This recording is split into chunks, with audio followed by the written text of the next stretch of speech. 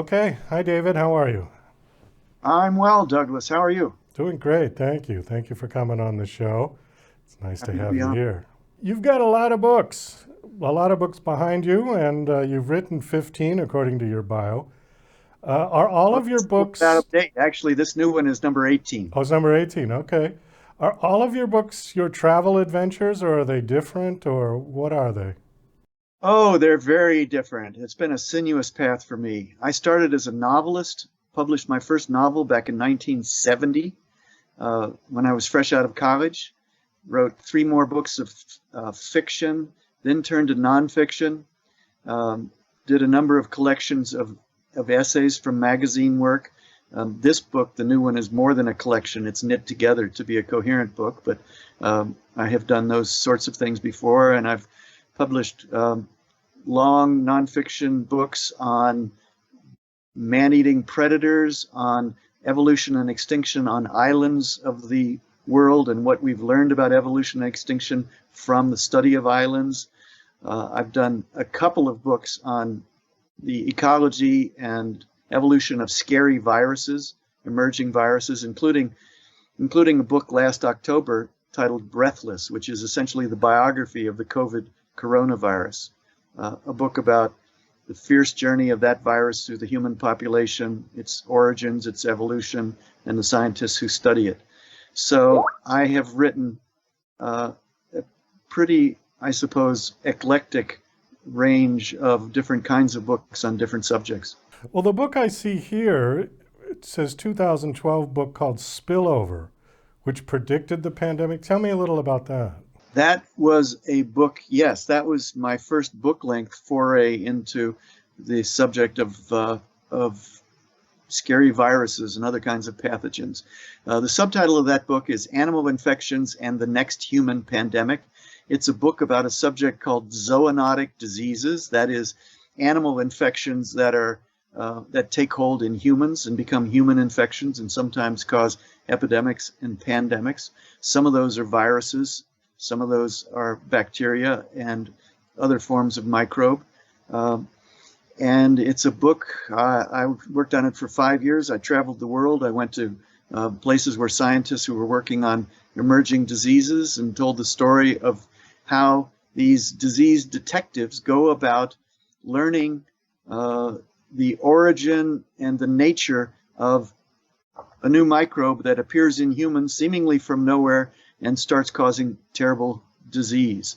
And at the end of that book, at the end of the research for that book, I asked a number of scientists, well, is there a pandemic coming? And if so, what does it look like? And I published their answers in this book. I was not prescient, I was not Nostradamus, but I listened to the right people. And the essence of what they told me is that, yes, there's a pandemic coming.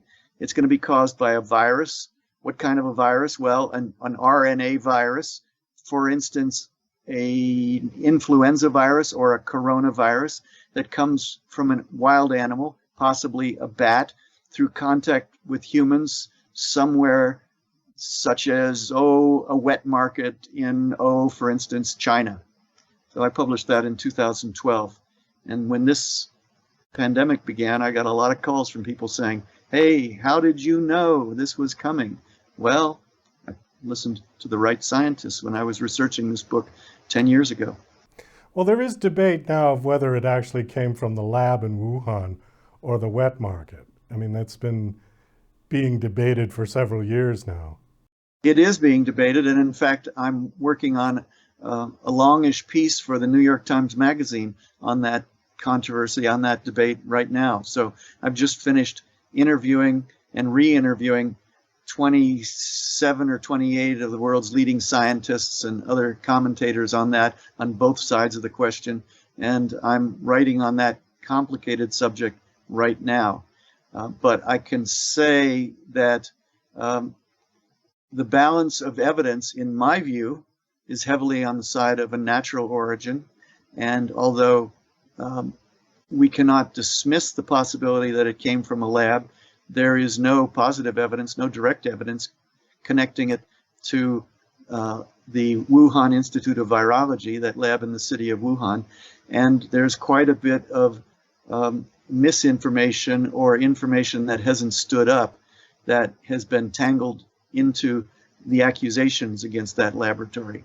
So people who think they know something about where this virus came from should not be too quick to conclude, oh, it must have come from the laboratory in Wuhan because Jon Stewart told us that on the Colbert Show.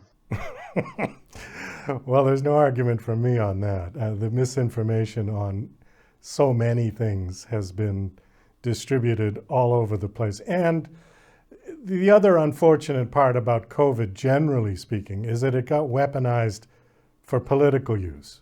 I totally agree, Douglas. And some people have asked me, are we better prepared now for a pandemic than we were before COVID began? And I have to say, I think we're worse prepared now. We have some wonderful new vaccine technologies, the mRNA vaccines, for instance, and that's been a great bright spot in this dark pandemic.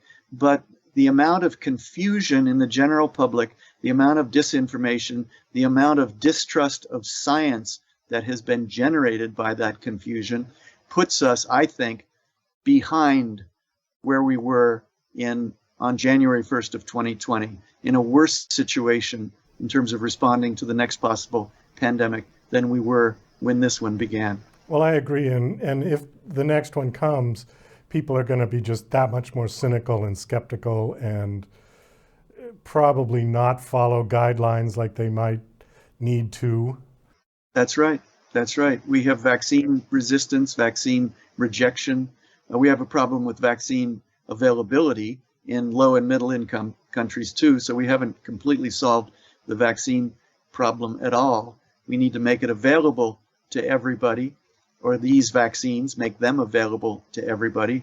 And we need to help people become better educated about how science works, what science is, so that they realize that it is in their interests, in the interests of their family and their communities, to get themselves vaccinated.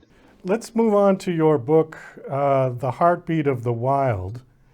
Now, this is sponsored by National Geographic Books. Did you work for National Geographic, or were you a freelance writer?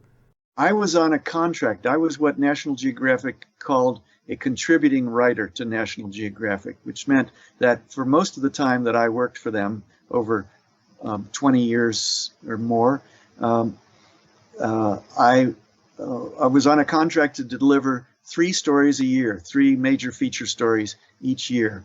And those could have been proposed by me or proposed by them. But they kept proposing things that interested me so much, that fit my own inclinations so well, that generally I let them propose things. So they would say to me, David, do you want to do the Serengeti lion with your friend Nick Nichols, the great photographer that you've worked with?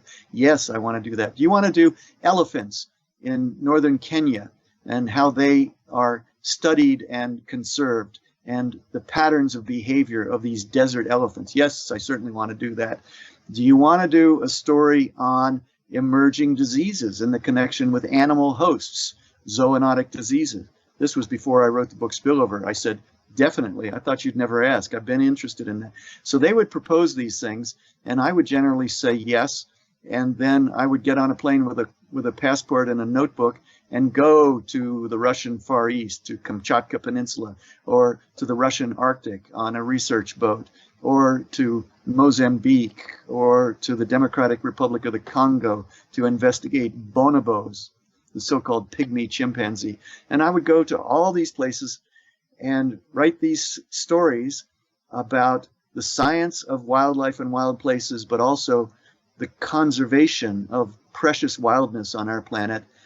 And eventually I've pulled these things together into a book and knit them together, as I said, with new material, updated reporting, connective tissue explaining how one story led to another, my relationships with the photographers, with the editors of the magazine, a new forward, a new afterward, trying to draw deeper meaning from these, essentially these big outdoor scientific adventure stories.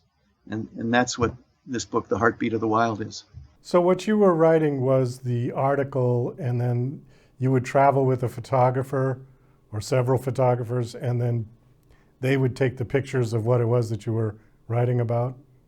That's right. Yes. Yeah. National Geographic doesn't do photojournalists, doesn't do um, um, assigning a story to a person and having that person both write the story and do the photography, because they understand what it takes to do each of those jobs, and each of those is a full-time job. And National Geographic publishes some of the greatest photography in the world. I've had the privilege of working with these men and women and partnering with them in the field, sometimes in difficult situations. Word that, oh, we're here to investigate research on the origins of the Ebola virus. We're in Ivory Coast. We're helping scientists trap bats each night, taking samples to look for Ebola. In the meantime, well, the Army is on strike and they've closed the airport and the road to the airport. What do you think we should do? To be with a very savvy photographer who has been in a lot of dicey places at that moment is always an advantage.